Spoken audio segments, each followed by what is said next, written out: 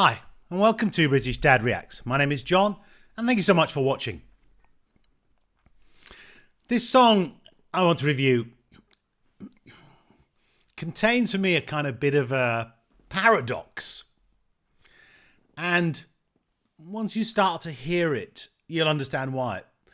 This video that goes with the song has been produced by someone. The link's in the description. There is a video of the actual person singing the song, Peter Sarstedt. But I quite like this video because it just shows the kind of times and the places and the people that you might have seen when this song, Where Do You Go To My Lovely, was released in 1969.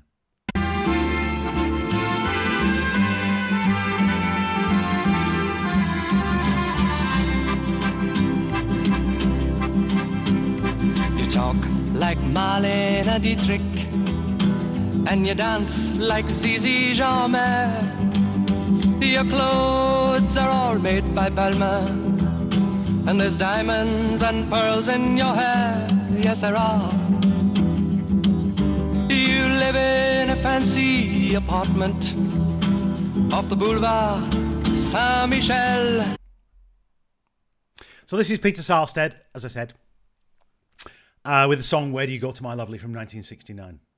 And it's got this kind of European waltzy kind of accordion sound to it that makes it sound kind of French almost. And every time I hear it, I almost want to kind of speak in a French accent. I don't know why. Probably not politically correct, but there we go. And there's lots of references to European places in here. We'll come back to the paradox. Where you keep your Rolling Stones records, and a friend of Sacha Distel, yes you do. But where do you go to, my lovely, when you're alone in your bed? Tell me the thoughts that surround you. I want to look inside your head, yes I do. I've seen all your qualifications you got from the Sorbonne, and the painting you stole from Picasso. Your loveliness goes on and on, yes it does. When you go on your summer vacation, you go to Juan-le-Pin with your carefully designed topless swimsuit. You get an even suntan on your back and on your legs. This, for me, is about a song, a man singing about possibly someone he grew up with. And you'll hear a line about them being poor on the back streets of Naples as children, and who's gone on to the high life.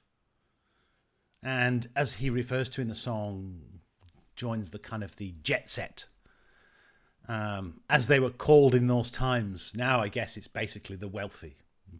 The jet set sounded kind of quite nice. I guess it meant they could afford air travel on jets.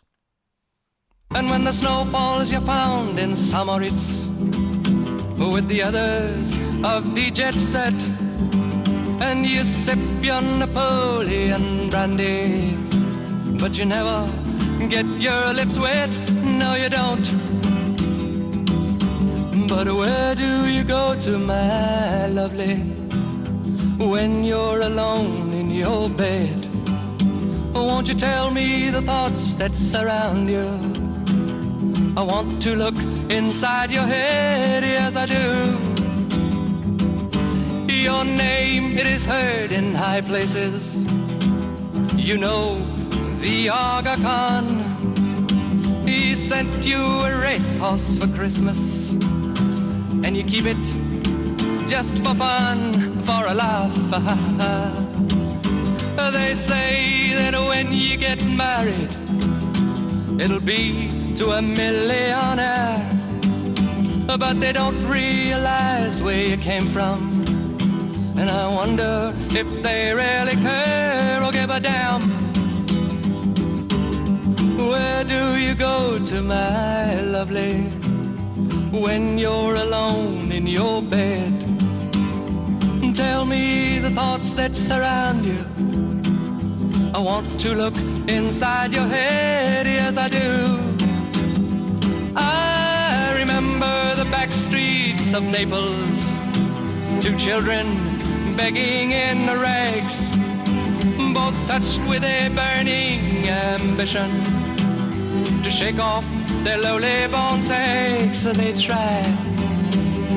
So look into my face, Marie Claire, and remember just who you are. Then go and forget me forever. But I know you still bear the scar deep inside, yes you do. I know where you go to, my lovely, when you're alone in your bed. I know the thoughts that surround you, 'cause I can look inside your head.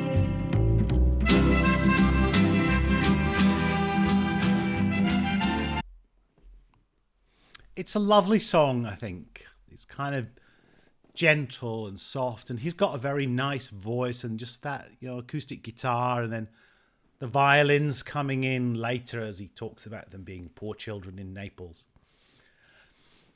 It also makes me think as well, when he talks about, this kind of accession that this Marie Claire, this character, has achieved into the jet set, to the wealthy, of what goes on in your mind at night when you think back to where you started. How do you feel? I don't know. Maybe this me just overthinking what is a really kind of nice song. Now, the paradox. This song, it sounds, as I say, French. There's all sorts of European references in there. Peter Sarstedt was British. He was born to what they call expat Brits who moved to what was known as British India at the time. And his father was an accountant out there, and he was born there, lived there, went to school, had British parents, and obviously identified as British. And his father actually died, I think, in 1954, and they moved back to London, and that's where he started his music career. He had two other brothers who also had musical careers as well, interestingly enough.